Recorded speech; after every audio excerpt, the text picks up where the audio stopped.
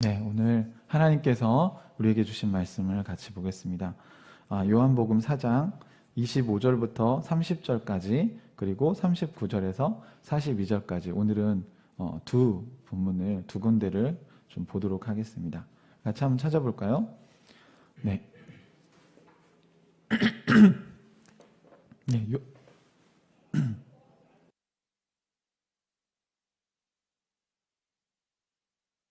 4장 25절에서 30절까지 39절에서 42절까지 이렇게 같이 보겠습니다. 다 찾으셨습니까? 네. 그럼 같이 한번 교독해 보도록 하겠습니다. 제가 먼저 25절 읽을게요. 여자가 예수께 말했다. 나는 그리스도라고 하는 메시아가 오실 것을 압니다. 그가 오시면 우리에게 모든 것을 알려주실 것입니다. 예수께서 말씀하셨다. 너에게 말하고 있는 내가 그다. 이때 제자들이 돌아와서 예수께서 그 여자와 말씀을 나누시는 것을 보고 놀랐다. 그러나 예수께 웬일이십니까? 하거나 어찌하여 이 여자와 말씀을 나누고 계십니까? 하고 묻는 사람이 한 사람도 없었다. 그 여자는 물동이를 버려두고 동네로 들어가서 사람들에게 말하였다. 내가 한 일을 모두 알아맞히신 분이 계십니다. 와서 보십시오. 그분이 그리스도가 아닐까요? 사람들이 동네에서 나와서 예수께로 갔다. 네, 우리 이제 39절부터 한 번 더 보겠습니다. 그 동네에서 많은 사마리아 사람이 예수를 믿게 되었다. 그것은 그 여자가 자기가 한 일을 예수께서 다 알아맞히셨다고 증언하였기 때문이다. 사마리아 사람들이 예수께 와서 자기들과 함께 머무시기를 청하므로 예수께서는 이틀 동안 거기에 머무르셨다. 그래서 더 많은 사람들이 예수의 말씀을 듣고서 믿게 되었다. 그들은 그 여자에게 말하였다. 우리가 믿는 것은 이제 당신의 말 때문만 아니요. 우리가 그 말씀을 직접 들어보고 이분이 참으로 예수님의 구주이심을 알았기 때문이요. 아멘. 네. 여러분, 진리가 뭔가요? 진리가 뭐라고 생각하세요? 네. 네, 변하지 않는 진실. 네, 좋은 정의인 것 같습니다. 사전적 의미가 보편적으로 또는 일반적으로 다 적용될 수 있는 어떤 지식을 진리라고 이야기한다고 합니다. 그래서 각 분야마다 진리라는 걸 찾아내려고 사람들이 참 애를 쓰고 있어요.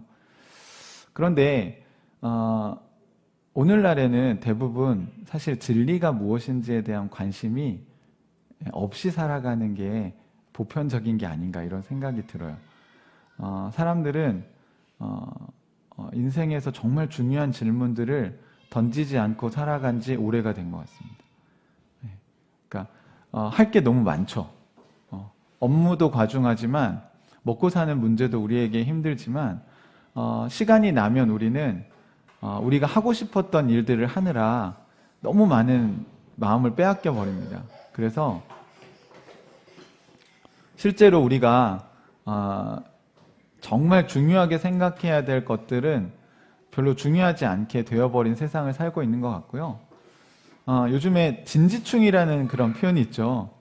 그래서 요즘 젊은 친구들은 조금만 진지한 이야기를 하면 진지충이다 이렇게 얘기를 해버립니다. 그리고 또 조금만 더 자세한 설명을 붙이면 물론 쓸데없는 설명을 붙이는 건 문제가 되겠지만 TMI다 뭐 이런 표현도 쓰긴 합니다. 사랑하는 형제자매 여러분, 인생에서 진짜 중요한 게 무엇인지 우리는 생각해 볼 필요가 있어요. 늘 급한 일로 쫓기는 삶이라는 책에서 사람들의 삶에 대해서 이렇게 4가지 영역으로 나누어서 설명한 게 있었습니다. 그걸 할 때 X축과 Y축에 해당되는 지표가 뭐냐면 사람들에게 중요한 일이 있고 중요하지 않은 일이 있다는 거예요. 또 하나의 축은 뭐냐면 급한 일이 있고 급하지 않은 일이 있습니다. 이렇게 4가지로 구분해 보면 여러분 그러면 이렇게 되겠죠? 급하고 중요한 일이 있겠죠. 그 다음에 급하지만 중요하지 않은 일이 있습니다. 또 하나는 중요하지 않은데 급하게 하는 게 있고요. 또 중요하지도 않고 급하지도 않은 일이 있습니다. 그럼 여러분들이 시간을 사용할 때 어디에 시간을 쓰게 될까요? 보통 급하고 중요한 일에 먼저 쓰겠죠. 그 다음에 시간이 난다면 어디에 써야 될까요? 급하지 않지만 중요한 일을 해야 될 거예요.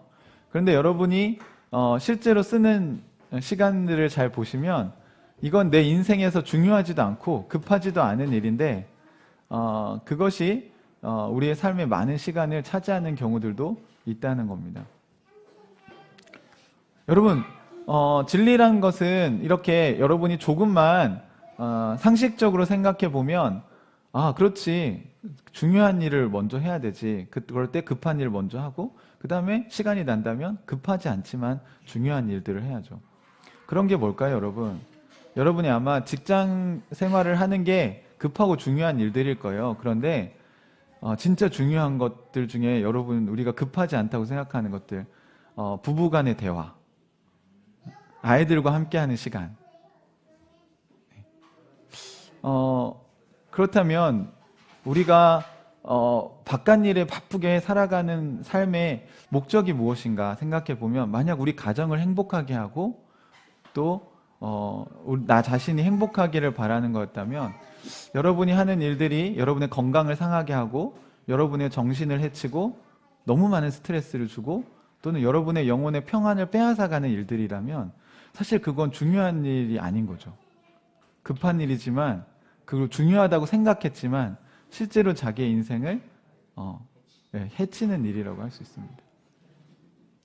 그러는 동안에 아이들은 아빠가 벌어다 주는 돈도 중요하지만 아빠와 함께하는 시간도 중요합니다.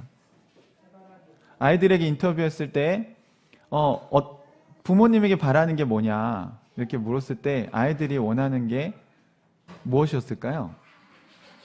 네, 어린아이로 갈수록 엄마 아빠가 함께 놀아주는 것이었습니다. 우리는 돈을 벌어서 아이들을 행복해 해주려고 열심히 살고 있는데 아이들은 불행한 삶을 계속해서 살고 있다는 것이죠. 여러분, 우리가 이런 진리를 기억하는 게 되게 중요합니다. 이런 지식들은 저는 죽어있는 진리라고 생각이 들어요. 여러분이 이런 이야기를 들었을 때 맞아, 그렇게 살아야지 라고 생각할 수 있습니다. 그리고 모든 사람들은요, 자기 안에 이런 어떤 진리를 갖고 있어요.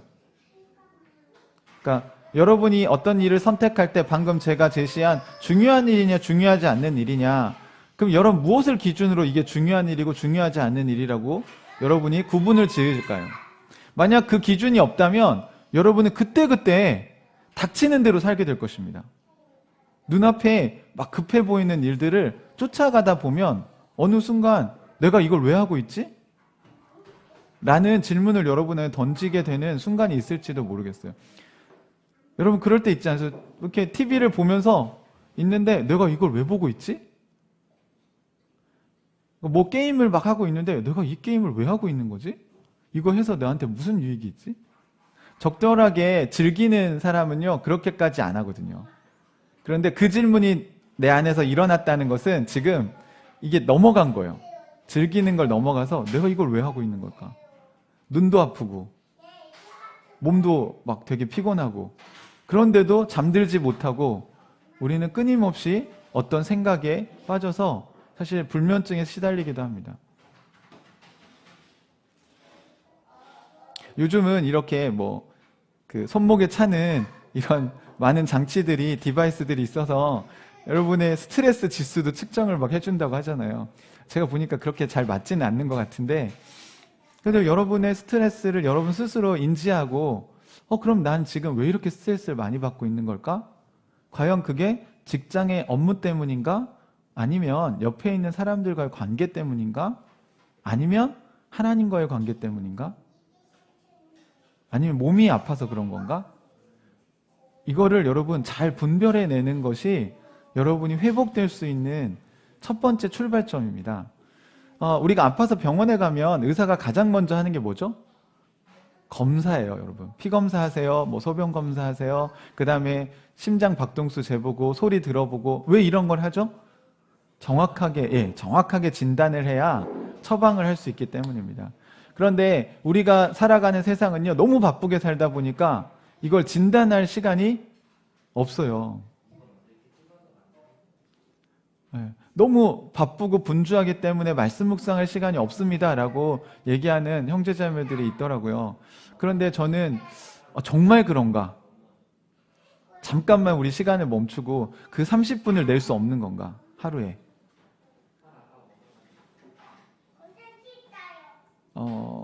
그렇다면 우리가 한번 생각해 볼 수 있겠죠. 그렇죠? 진짜 중요하다면 우리는 아마 여러분 업무 프로젝트를 약속 시간까지 못 맞췄을 때는 아마 밥 먹지 않고 하실걸요? 왜요? 그 일이 중요하니까 밥 먹는 것보다 우선순위로 올라가는 거잖아요. 그런데 말씀 묵상은 우리에게 그만큼 중요하다고 생각하지 않는 거예요, 여러분, 사실은. 또 우리 잠 안 자고 숙제하지 않습니까? 시험 공부하지 않나요? 그거 중요하니까 그런 거죠. 중요하고 급한 일이라고 생각하니까. 그런데 실제로 우리는 하나님과의 관계는 그만큼 중요하다고 생각하지 않는 것입니다. 그런데 그것이 우리들의 인생을 결정짓는다는 걸 모르고 있는 거예요.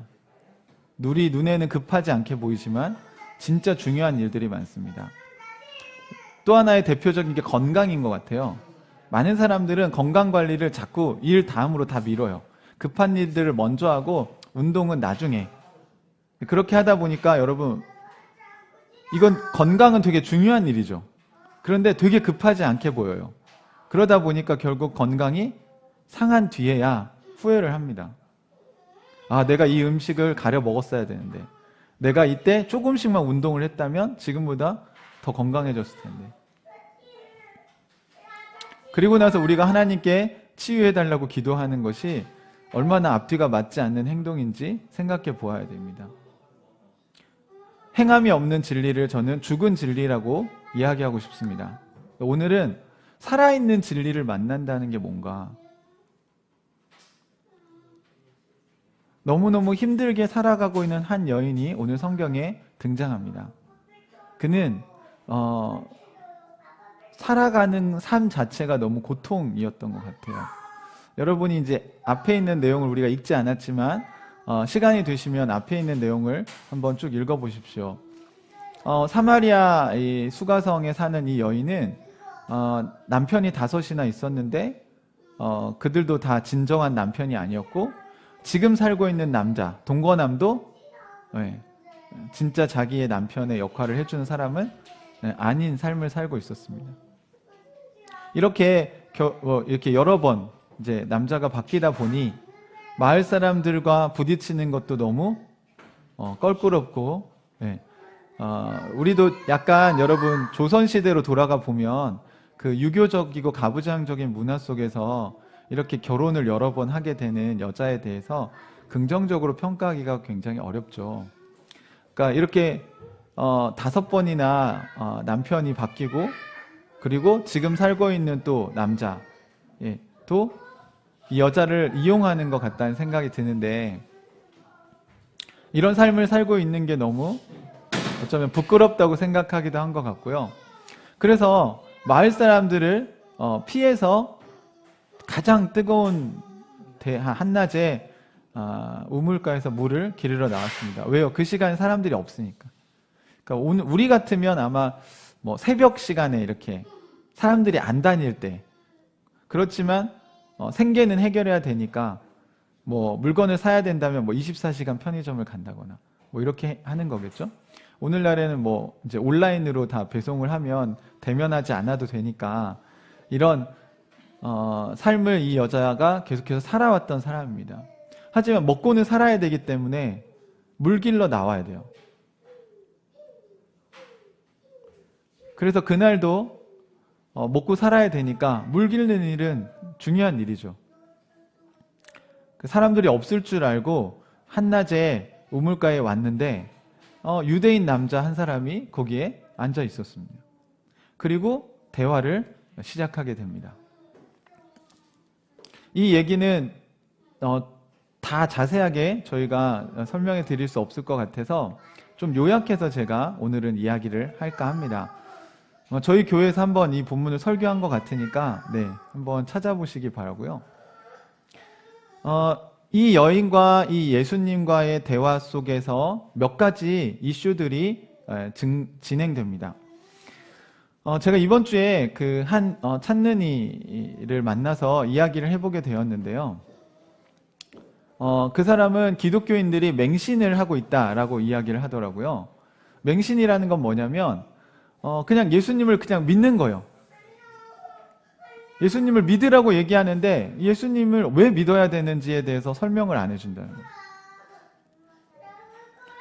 어차피 다른 종교들도 다 무언가를 믿으라고 하는데 기독교도 결국 그걸 믿음을 강요하는 게 아니냐. 그러면서 그걸 믿지 않으면 지옥 간다라고 너무 단정적으로 얘기하는 게 아닌가라고 질문을 해왔습니다. 아주 공격적인 질문이었죠. 네. 그래서 저는 그렇게 이야기하는 게 진리가 아니라고 이야기를 했습니다. 기독교는 강요하거나 맹신하는 게 아닙니다. 제가 알고 있는 기독교는 하나님 인격적이시기 때문에 그렇게 비인격적으로 이야기하는 건 저는 성경적이지 않다고 생각합니다. 오히려 저는 이런 비유를 들어드렸어요. 백화점에 우리가 쇼핑을 하러 갔을 때 가게가 많이 있잖아요. 그러면 한 가게에 들어가서 여러분이 옷을 고를 때 거기서 그냥 옷을 딱 살 수도 있지만 그 상품에 자신이 있는 점원이라면 다른 가게도 다 둘러보고 오세요. 이렇게 얘기할 수 있을 거예요. 그렇죠? 가격이나 품질이나 이런 거에서 자신이 있다면 손님이 다른 데도 좀 갔다 와볼게요 라고 말했을 때 안 됩니다. 여기서 사셔야 됩니다 라고 하지 않을 거예요.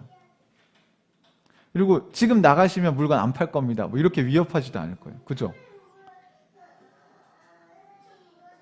그러면 다녀보시고 오세요. 이렇게 얘기할 수 있을 거예요. 여러분, 이단과 진리를 가진 기독교의 차이가 뭡니까? 이단들은요, 한번 물면 안 놓으려고 해요. 왜요? 나가보면 진리를 알거든요.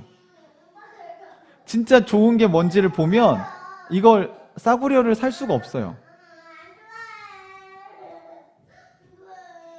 그런데 오늘날 크리스찬들은 진리를 이야기한다는 거에 대해서 왜 이렇게 자신이 없을까라고 생각해 보니까 이 진리에 대한 이해가 분명하지 않은 거예요. 그리고 확신도 없는 거예요. 또 그걸 어떻게 설명해야 될지 준비가 안 돼 있어요. 사랑하는 형제자매 여러분, 우리가 찾는 이들에게 복음 전하실 때요, 여러분, 예수님이 진리라면 그들에게 충분히 생각해 볼 수 있는 시간을 주십시오. 그리고 그들이 하는 질문들에 우리가 정직한 답을, 진실한 답을 찾으려고 함께 고민하고, 모르면 여러분 모른다고 얘기하세요. 그리고 그 사람과의 논쟁에서 이긴다고 그 사람이 진리를 받아들이는 게 아니에요, 여러분. 저는 그 찾는 이의 수많은 질문들을 들으면서 새벽까지 이야기를 하게 됐어요. 그런데 제가 나중에 이렇게 얘기했어요. 사실은 기독교가 싫은 게 아니고 교회 다니는 사람들이 싫은 거죠. 네. 그랬더니 그렇다고 얘기하더라고요. 자기는 교회 다니는 사람들이 너무 싫어서 이런 질문 저런 질문 막 기독교에 대한 공격을 하는데, 제 이야기를 쭉 듣고 나서 이분이 이렇게 얘기했어요. 제가 성경을 싫어하는 건 아닙니다. 제가 하나님이 싫은 건 아닙니다. 그러니까 기독교의 진리가 문제가 있다고 얘기하고 싶은 게 아니라 그동안 교회 다니는 사람들이 했던 말들이 논리적으로 앞뒤가 맞지 않고 그들이 한 말대로 그들이 살지 않기 때문에 지금 이런 기독교에 대한 불만과 불평과 공격들을 하게 됐다는 거예요. 그 얘기를 서로 드디어 진실한 이야기를 하기 시작한 거죠. 그리고 나선 제가 사과했습니다.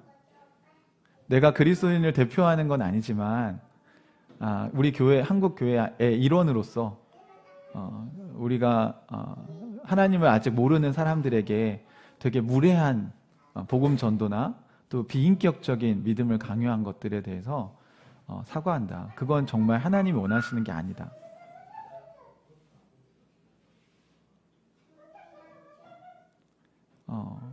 어쩌면 여러분, 우리도 그렇잖아요. 우리가 부모님에게 바라는 게 뭘 대단한 걸 바라는 게 아니라 엄마 아빠도 실수할 수 있고 엄마 아빠가 부족하다는 거 우리 알고 있잖아요. 그래서 그때 내가 너에게 이렇게 대했던 거, 상처 줬던 거 미안하다 라는 그 사과 한마디면 여러분 모든 게 풀리지 않나요?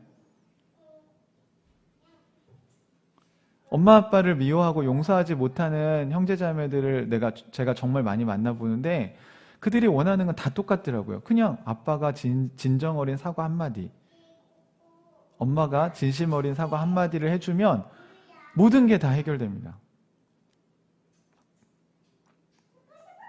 오늘 이 여인도 사실은 이런 질문을 갖고 나온 거예요.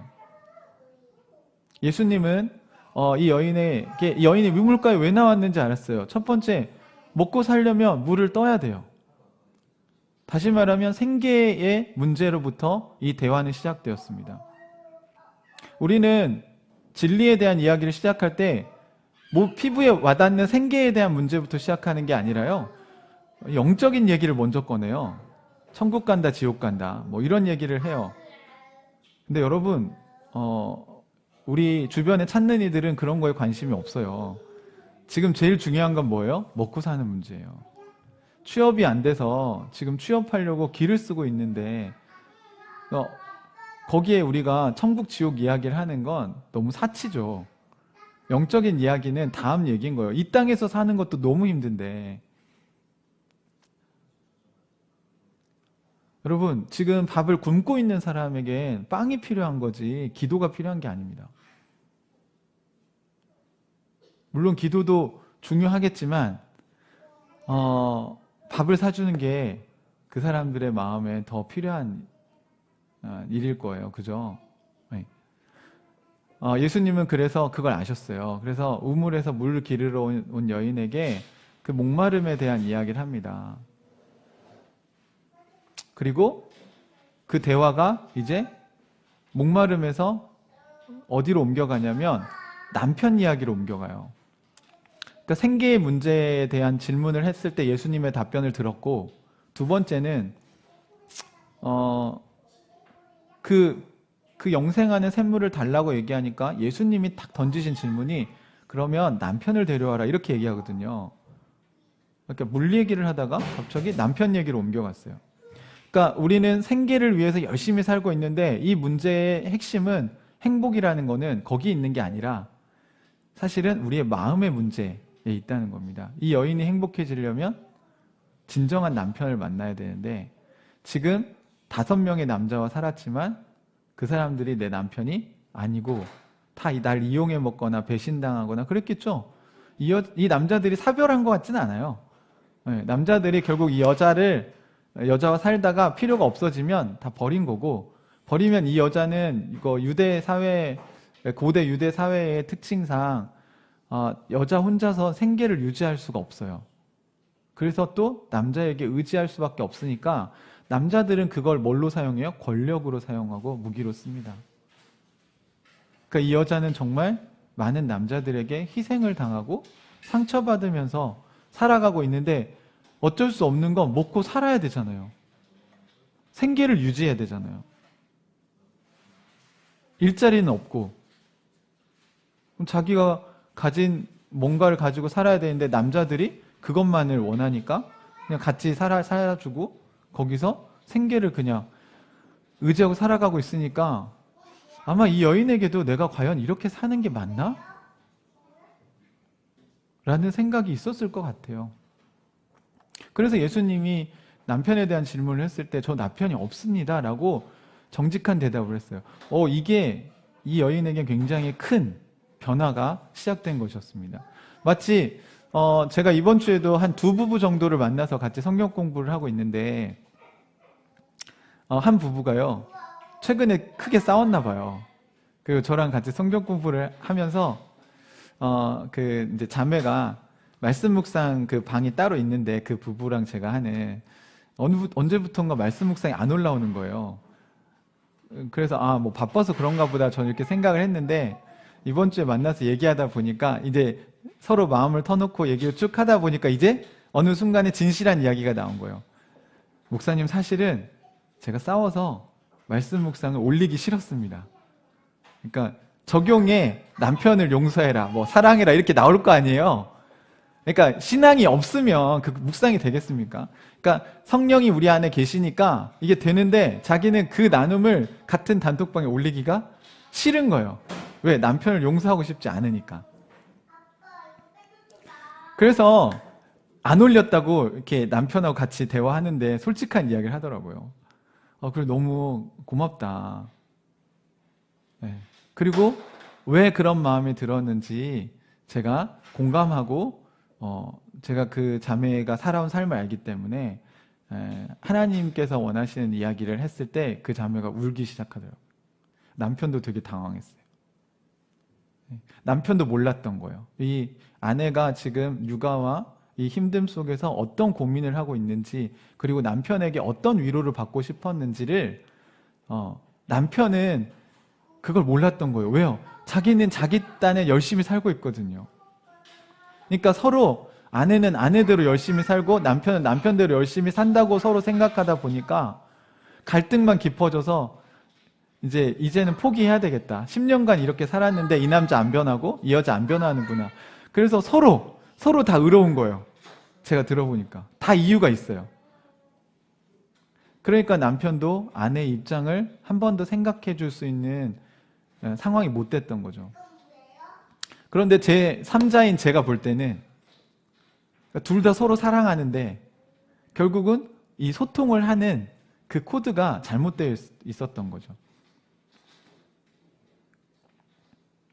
사실 아내는 자기의 마음을 알아주는 그 한마디면 되는 거였는데 그동안 너무 수고하지 않았냐. 물론 남편이 알고 있죠.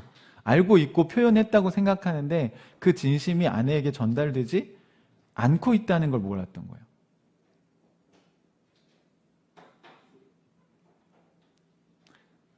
여러분, 정직한 질문에 정직한 답을 얻을 수 있습니다.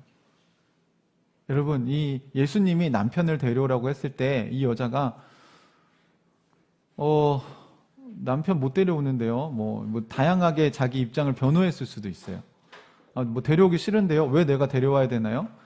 보통은 이런 질문을 받으면 그냥 거부하는 게 방어하는 게 정상적인 반응들이죠. 그런데 이 여인은 자기 속에 있는 이야기를 꺼내놨어요. 여러 남자와 살아봤지만 정말 저를 사랑해주는 사람은 없더라고요. 그래서 저에겐 진정한 남편은 없다고 생각합니다.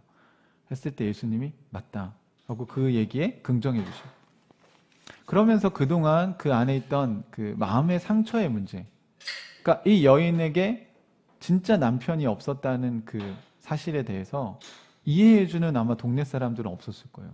겉으로만 보고 저 여자 참 문제가 많아 비난하고, 야 도대체 몇 번째 지금 이혼하고 결혼은 반복하는 거야? 이렇게 하면서 그 여인의 정말 진심 속마음은 알아주지 못했던 것 같습니다. 사실 모르죠. 그 부부가 어떻게 지내는지 어떻게 압니까? 그 문제를 드러내야 알 수 있는 거지 오픈하기 전까지는 알기 어려워요.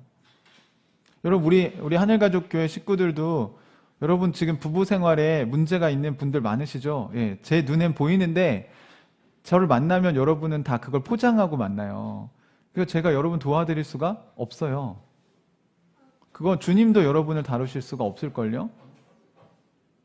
그렇게 해서 여러분 살아있는 진리를 만나지 못합니다. 에이, 하나님께서 뭐 부부관계까지 다루시나? 여러분 여기 보십시오. 다루시잖아요. 먹고 사는 문제 다루시잖아요. 또 남편과 아내의 문제 다루시잖아요.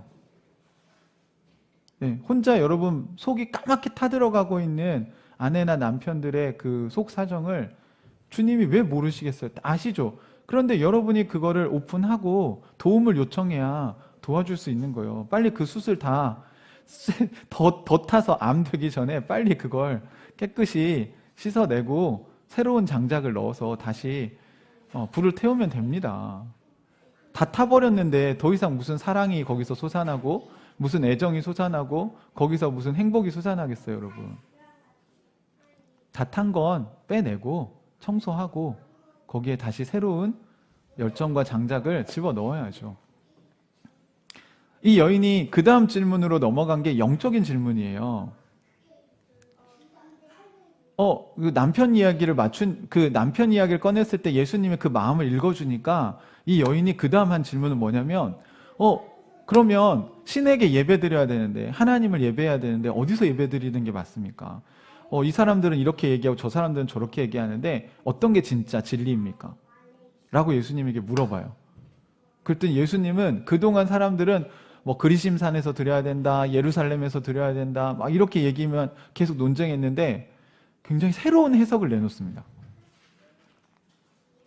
이 산도 아니고 저 산도 아니고 너희가 예배할 때가 올 텐데 예배의 본질은 뭐예요? 영과 진리로 드리는 거다. 그러니까 신령한 그 영과 그리고 진리의 말씀을 가지고 예배를 드리는 게 중요하다라고 하면서 예배의 본질을 이야기를 한 겁니다. 그러니까 이 여인이 여기서 또 한 번 놀랐어요.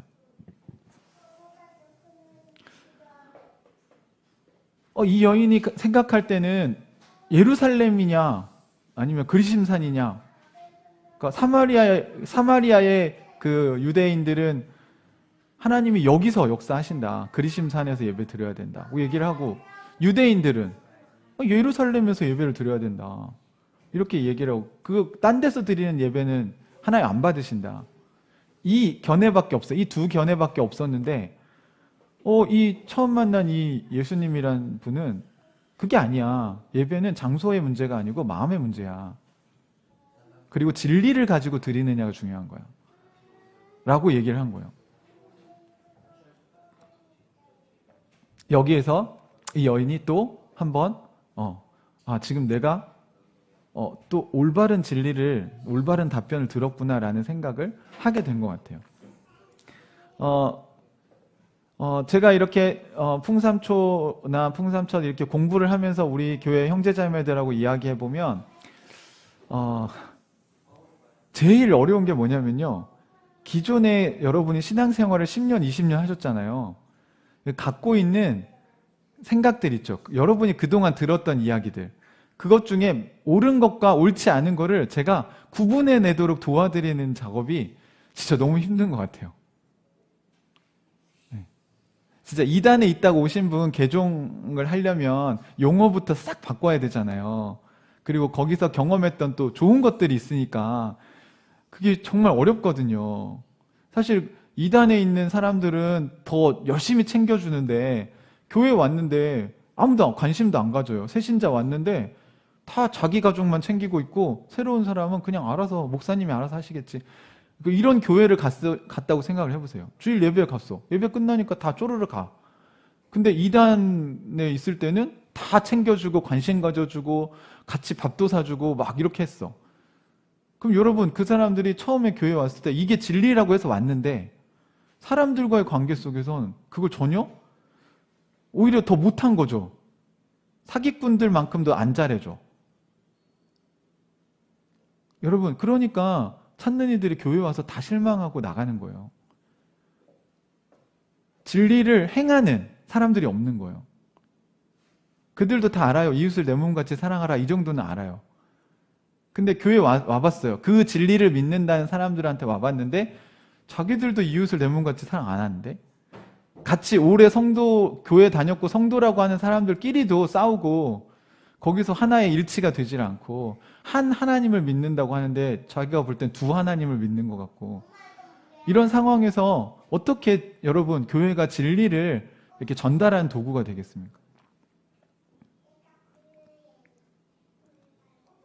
우리 안에 여러분 그 오염되어져 있는 지식들, 여러분이 알고 있는 기독교 신앙에 관련된 것 중에 교회 안에 거짓말들이 너무 많아요. 여러분이 그동안 사실 어떤 거는 공부를 제대로 했어야 되는데 안 하고 여러분이 게으른 것도 있습니다.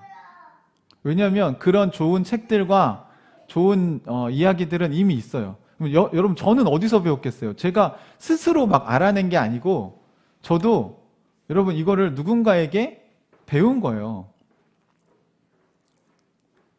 최근에 김영우 목사님이 교회 안의 거짓말이라는 책과 그 두 번째 시리즈로 위조된 각인이라는 책을 내셨어요. 근데 그 책을 쓰시면서 교회 안에 다니는 사람들에게 각인되어져 있는 것들이 있는데 그게 위조되어졌다는 겁니다. 각인이 뭔지 아시죠? 아기 새가 딱 껍질을 깨고 나왔을 때 첫 번째 보는 동물을 보고 엄마라고 착각하는 거. 그게 진짜 엄마면 그 각인이 문제가 없지만 처음 본 동물이 병아리가 딱 깨고 나왔는데 처음 본 동물이 늑대예요. 늑대를 막 쫓아다니면서 엄마 엄마 이래요. 그게 위조된 각인이라는 겁니다. 여러분이 교회, 믿음, 복음, 하나님 나라, 기독교 신앙, 구원 이런 용어들이 전부 다 위조돼 있다면 어떻게 하실 거예요? 알고 보니까 엄마 새가 아니었고 늑대였어. 날 잡아먹기 위해서 마귀가 교회 안에 심어놓은 사상들이 우리는 그걸 하나님 나라의 진리라고 막 붙들고 살고 있는 거예요. 제가 이번 주에 그 찬는이가 아닌 크리스찬 남편과 찬는이인 아내와 대화를 하면서 느낀 게 뭐냐면 제 이야기를 누가 더 빨리 이해하냐면 찬는이인, 그러니까 불신자가 더 빨리 이해해요. 왜요? 여기는 위조된 각인이 없거든요. 그리고 성경에 대해서 설명할 때 목사님의 이야기가 앞뒤가 맞는데요? 자기는 그동안 교회 다닌 사람들한테서 앞뒤가 안 맞는 말과 모습을 너무 많이 본 거예요. 그리고 또 하나는 뭐였냐면 이 친구가 되게 똑똑한 사람이더라고요. 그래서 저 사람들이 주장하는 바가 얼마나 맹탕인가를 너무 보이는 거예요. 자기들도 논리가 없는데 그러니까 논리가 없으니까 자꾸 질문을 하면 그거를 방어를 하다가 나중에는 어떻게 해요? 그냥 믿어요. 너 믿음이 없어서 그런 거야. 근데 어떻게 믿냐고. 그래서 이제 이 사람이 기독교는 맹신이구나 이렇게 생각을 한 거예요. 반면에 그게 아니라 이제 저랑 새벽 3시까지 얘기했거든요. 밤 8시부터. 근데 그 얘기를 주고받으면서 이 친구가 하는 질문에 저는 다 맞다. 맞는 건 맞다고 인정해주고 이 부분은 잘못된 거다. 그걸 하나하나 설명해 주니까 합리적으로 이해가 되잖아요. 본인이 궁금했고 이게 논리적인 모순인 것들을 물었는데 그거에 대해서 합리적인 답변을 얻으니까 동의가 되는 거예요. 그래서 나중에는 되게 재밌는 일이 벌어졌어요. 우리는 여러 번 들으셨잖아요. 기독교 신앙의 핵심 하나님하고 소통하는 거다. 그러니까 하나님하고 소통이 안 되면 그건 죽은 믿음이다. 그러니까 이 아내가 남편한테 뭐라고 갑자기 대뜸 질문을 했냐면 저랑 이제 이야기가 끝날 쯤에 그러니까 당신은 그러면 예수님하고 소통이 돼? 하나님하고 소통하고 있어? 라고 질문을 던진 거예요. 저는 하나님이 하시는 얘기 같았어요.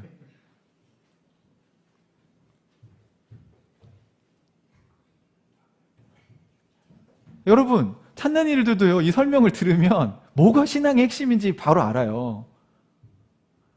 기독교가 어떤 종교냐? 우리는 소통하는 신을 믿는 종교다. 라고 하니까, 그렇군요. 다른 종교랑 뭐가 다른? 소통이 안 되지 않냐, 다른 신들은.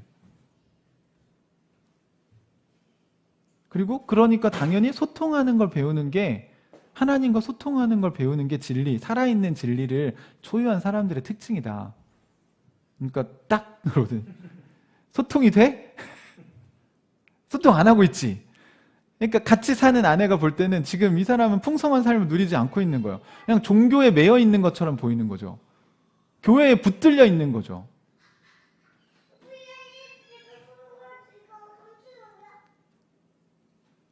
여러분, 진리는 오히려 단순해요. 제가 볼 땐.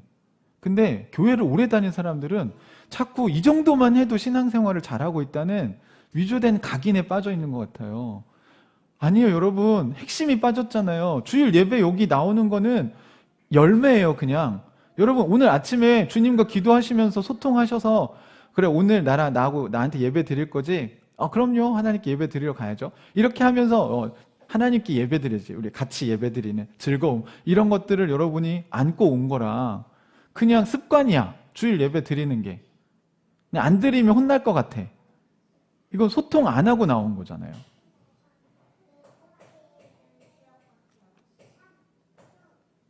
이런 거를 막 이렇게 직접적으로 안 하더라도 여러분 안에 이런 게 하나님과 늘 사랑하는 그 마음이 계속 있을 때 여러분이 하는 행동들은 다 의미가 있는 행동들이 되는 거고요. 여러분 보세요. 부부관계에서도 사랑이 빠지니까 어떻게 돼요? 네. 하긴 하는데 포기한 거예요, 이제. 어떤 부부는 남편과 아내가 진짜 계약 관계더라고요. 그래서 아이를 잘 돌보고 우리 가정이 경제적으로 힘들지 않게 서로 선을 지키는 한에서 같이 사는 거예요. 제가 그 말을 듣고 되게 깜짝 놀랐어요.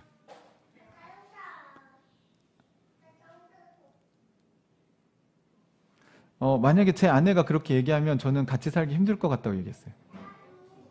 제가 생각하는 부부는 그런 게 아니니까. 그러니까 서로 사랑해서 살다 보니 아이도 생긴 거고, 또 아이를 사랑하다 보니 우리가 부모로서의 역할을 하는 거고. 그러니까 이런 모든 거의 출발점은 사랑이지 계약 관계가 아니거든요. 그러니까 기브 앤 테이크. 돈도 통장, 네 돈 네가 관리해, 내 돈 내가 관리해. 아이들은 양육비 반반씩 내. 도대체 이렇게 살면 그게 부부인가? 완전 정의가 다르지 않습니까? 근데 찾는 이들의 입장에서 볼 때는 너무 쿨하고 합리적이잖아요. 이혼할 때도 얼마나 깔끔해. 그럼 이혼을 염두에 두고 사는 게 부부인가? 그렇게 해서 그 사람의 마음이 채워진다면 저는 그거를 제가 어떻게 할 수는 없을 것 같아요. 그런데 제가 던지는 질문은 이 사마리아 여인에게 예수님이 하신 것과 마찬가지인데, 그러면 지금 살고 있는 사람이 남편인가요? 직장 동료인가요? 육아 집단인가요? 가정은? 육아를 하는 조직인가요? 여기는? 여러분, 저는 그 사람이 사랑하는 사람과 살고 있는 게 아닌 것 같아요. 그러면 저는 분명히 당신은 나중에 그 마음의 외로움에 직면하게 될 겁니다. 당신을 사랑해주는 사람이 없다는 걸 깨닫게 됐을 때 당신의 인생에 대해서 아마 다시 생각해 보게 될 겁니다. 이렇게 이야기를 나누고 오늘 결론 같은 이야기를 하죠. 이 생계에 대한 문제, 그 다음 마음의 그 상처에 대한 문제, 그 다음에 영적인 질문에 대한 답이 뭡니까? 이게 점검을 한 거잖아요. 이 여인의 입장에서도 예수님이 믿을 만한 존재인가를 점검을 한 거예요. 그리고 나서 마지막에 결론적으로 이런 얘기를 합니다. 오늘 우리가 읽었죠. 19절 한번 볼까요? 25절. 25절 같이 읽어볼까요? 시작. 여자가 예수께 말했다. 나는 그리스도라고 하는 메시아가 오실 것을 압니다. 그가 오시면 우리에게 모든 것을 알려주실 것입니다. 그러자 26절에 예수님 뭐라고 했어요? 너에게 말하고 있는 내가 그다. 내가 그다. 라고 정말 깔끔하게 얘기하셨죠. 그러니까 이 여인은 진리가 뭐라고 생각하고 있었냐면 메시아가 오는 거라고 생각했어요. 메시아가 오면 어떻게 한다고요? 모든 것을 우리에게 알려주신다고요. 아까 여러분 진리라는 게 뭐냐고 제가 물었더니 보편적인 조금 적용되는 어떤 진실이다. 그러면 그걸 누가 알려주냐고요. 그러니까 보편적으로 적용되는 그 진실을, 그 진리를 누가 우리에게 알려줄 수 있는가? 어떻게 해야 우리는 그걸 알 수 있습니까? 어떤 사람은 책을 열심히 읽어서 찾아야 된다라고 생각할 수도 있고요. 어떤 사람은 인생에서 다양한 경험 속에서 찾아야 된다고 얘기할 수 있겠죠. 또 어떤 사람들 산에 들어가서 수행을 통해서 얻을 수 있다고 얘기할지도 모르겠습니다. 그런데 이 여인은 진리를 어떻게 찾을 수 있다고 얘기한 거냐면 하나님이 신이 있는데 그 신이 우리에게 메시아를 보내줄 거다. 그 메시아가 오시면 이 진리를 알게 된다라고 이야기를 했어요. 그래서 이 예수님과 이 세 가지 정도의 이 영역에 있어서의 이야기를 마친 다음에 당신이 그러니까 메시아가 오면 이런 것들을 다 알려줄 거라고 얘기하셨어요. 라고 말을 했을 때 예수님 뭐라고 얘기했어요? 내가 그 메시아야. 라고 답을 한 겁니다.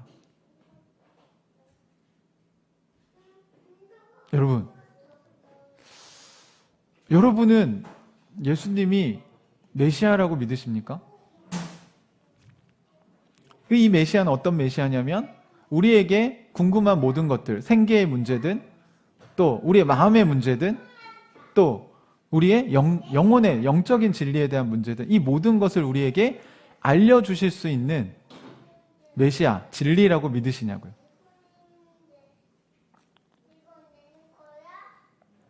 만약에 예수님이 그런 분이라고 우리가 믿는다면 우리는 예수님에게 찾아가서 이 문제들이 생길 때마다 질문을 하고 답을 얻을 것입니다.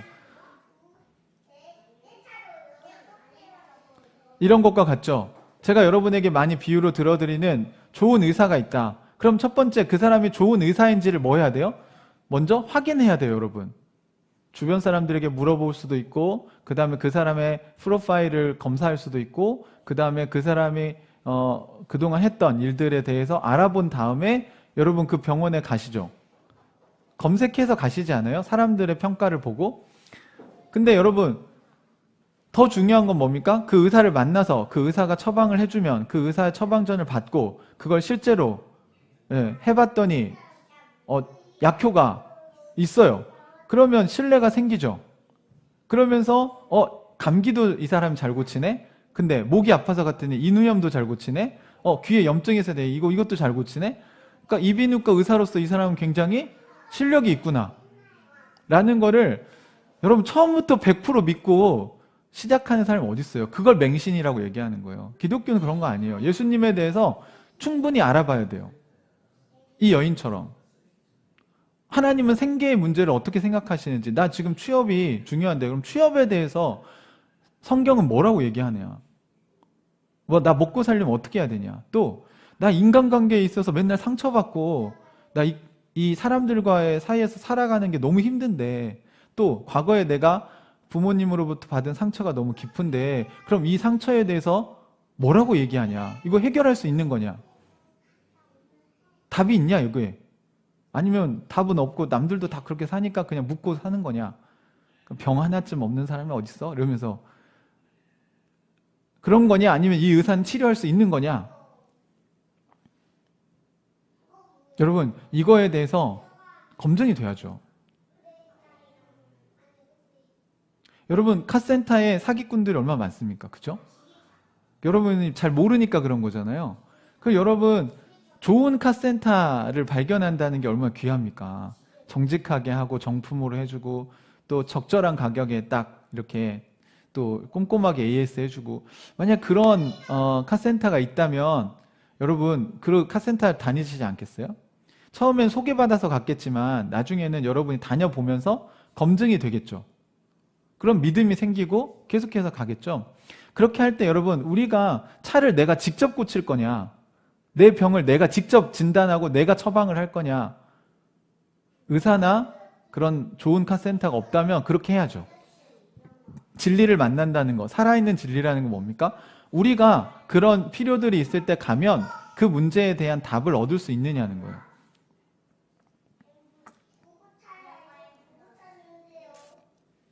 예수님은 내가 그라고 얘기했을 때 이 여인은 이걸 어떻게 했죠?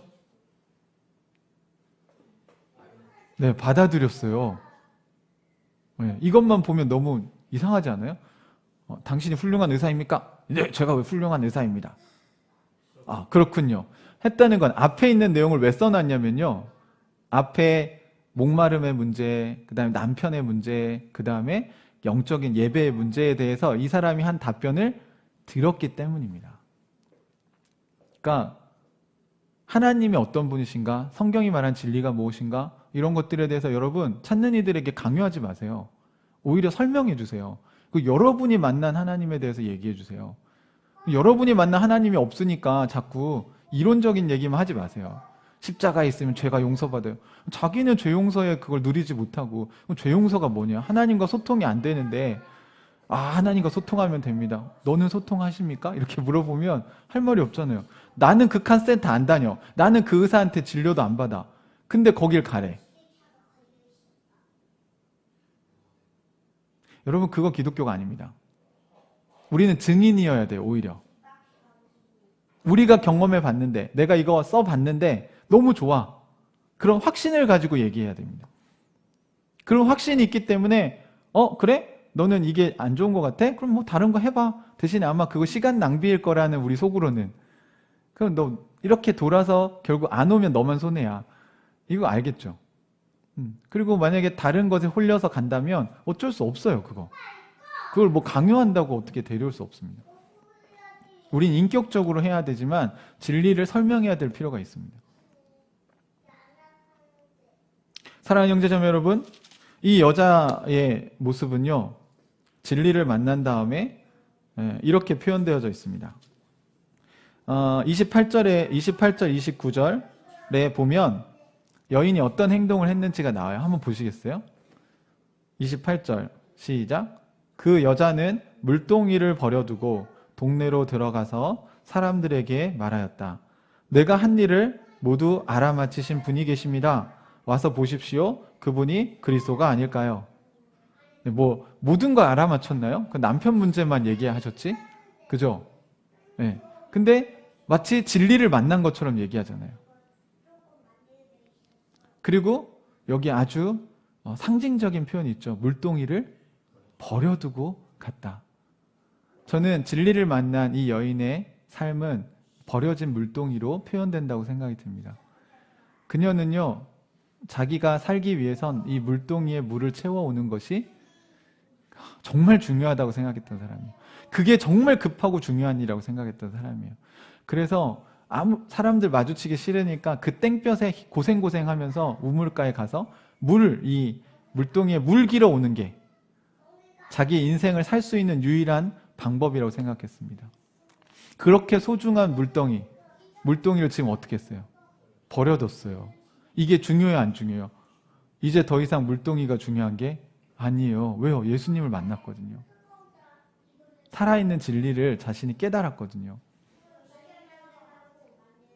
여러분은 예수님을 만약 만나셨다면 뭘 버리셨나요? 여러분이 그동안 이게 아니면 내 인생은 안 돼! 라고 쥐고 있던 것들이 여러분이 정말 진리이신 예수님 만났다면 아유, 내가 그때까지 이것만 보고 살았구나. 이게 없어도 되는 건데 라고 생각되어진 버려진 물동이가 있으신가 하는 거예요. 우리가 21세기의 사마리아 여인들에게 만약 복음을 전해야 한다면, 또 만약 아직도 여러분이 진리를 제대로 알고 있지 못한다면 여러분 빨리 살아계신 진리를 만나셔야 합니다. 그걸 어떻게 알 수 있어요? 두 가지로 알 수 있습니다. 하나는 버려진 물동이가 있는가, 두 번째는 마을 사람들에게 증언하는가. 이 사람은요, 마을 사람들이 마주치기 싫어서 그 피해 다니던 사람이에요. 근데 이번에는 어떻게 바뀌었어요? 마을 사람들을 찾아가서 자기 이야기를 하고 있어요. 여러분, 이거 엄청나게 바뀐 거 아닙니까? 사람들이 무서워서 항상 집안에 혼자 이렇게 꽁꽁 숨어 살던 사람이 오히려 이제는 어떻게 됐어요? 사람들에게 막 찾아가서 내가 메시아를 만났다. 여러분도 이거 만나셔야 된다. 자기가 만난 진리를 전하고 있습니다. 여러분, 성경에 분명히 이렇게 기록되어 있고 여러분이 요한복음 4장의 이야기를 여러 번 설교도 들으시고 읽으셨을 거라고 생각해요.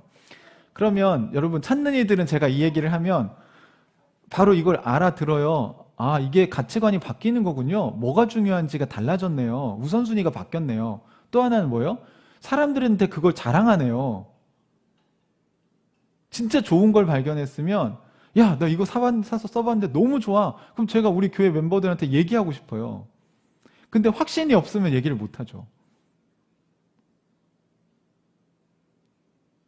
그럼 반대로 여러분, 우리가 진리를 만났다면 여러분은 뭐가 바뀌었어요? 성경은 에베소서 여러분 보셨잖아요. 이전에는 너희가 이런 사람들이었는데 지금은 이렇게 됐다. 이 얘기를 계속하고 있죠. 그죠? 그럼 여러분, 우리도 내가 예수님을 만나기 전에는 이게 중요했는데 지금은 이게 중요한 게 아니지. 예수님과 소통하는 게 중요한 거지. 당연히 우리가 애지중지 끼고 살던 버려진 물동이가 있어야 돼요. 물론 물동이는 쓸 거예요, 다시 와서. 왜냐면 물 마셔야 되니까. 하지만 그것밖에 내 인생엔 없어. 이거 아니면 난 죽어. 나는 이걸 해야 살 수 있어. 라고 생각했던 게 그것만으로 사는 게 아니라는 걸 알게 된 거죠. 아, 물동이보다 더 중요한 게 있구나.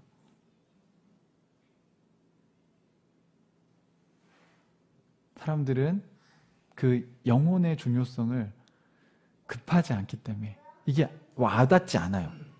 육체의 필요는 급하게 와닿아요. 여러분 배고프면 바로 밥 먹어야 되잖아요. 아니면 막 짐승이 나오잖아요. 그죠? 근데 영적으로 여러분 말씀 묵상 일주일 안 하고 한 달 안 하고 설교 듣고 은혜 못 받아도 살죠. 육신이 살잖아요. 그러니까 여러분 영적인 목마름에 대해서는 되게 민감하지 않아요. 그런데 여러분 성숙한다는 건요, 영적인 목마름에 민감해지는 겁니다.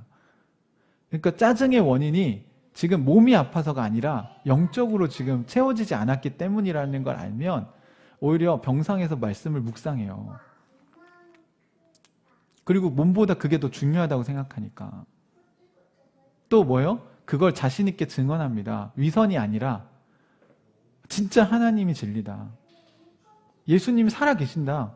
오늘 아침에도 나에게 얘기하시더라. 나 이렇게 살라고 주님이 말씀하시더라. 아, 진짜요? 너도 그거 경험할 수 있어. 여러분 말씀 묵상을 통해서 제가 이번 주에 정말 많은 간증을 들었습니다.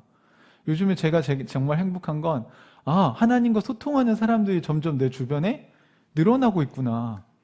그리고 그들이 말씀을 묵상하면서 오늘 하나님이 저에게 이런 얘기를 하셨네요. 또 아까 말씀드린 자매도 그렇잖아요. 말씀 묵상하니까 알겠는 거예요. 남편한테 어떻게 하라고 주님이 하시는지 다 알겠는데 하기 싫은 거잖아요. 이거는 소통이 안 된 게 아니라 소통은 된 거죠. 그러니까 이건 살아있는 거예요. 살아있으니까 고통스럽죠.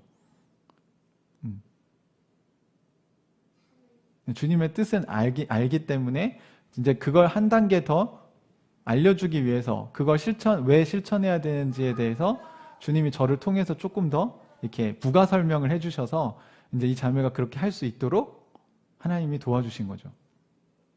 사랑하는 형제자매 여러분, 여러분 진리를 만나셨습니까?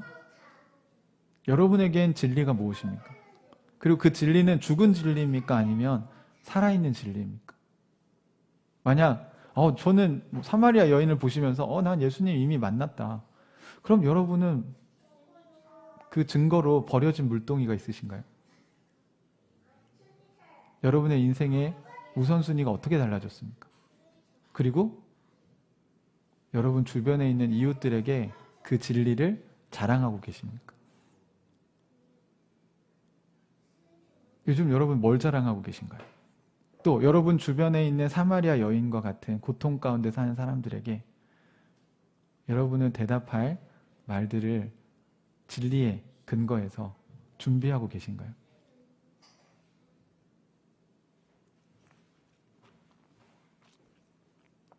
오늘 이 살아계신 진리를 여러분이 소유하고 있다면 그 진리를 여러분 주변에 모르는 분들에게도 좀 소문도 내시고, 당연히 여러분이 사랑하는 사람들에게 먼저 알려줘야죠. 네. 그런 한 주가 되기를 주님의 이름으로 축복합니다. 우리 같이 기도할까요?